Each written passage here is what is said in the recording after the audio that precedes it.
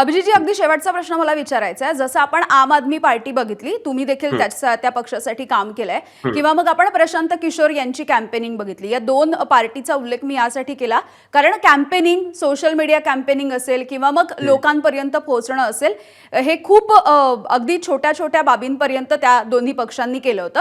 आणि हं, कॉक्रोच जनता पार्टी देखील इतक्या मोठ्या प्रमाणावरती सध्या व्हायरल होतीये, लोकांपर्यंत पोहोचते. हं, हं. त्यामुळे मग पुढच्या निवडणुकांच्या निमित्ताने असेल किंवा पुढची राजकीय वाटचाल असं काही हं. डोक्यात आहे का?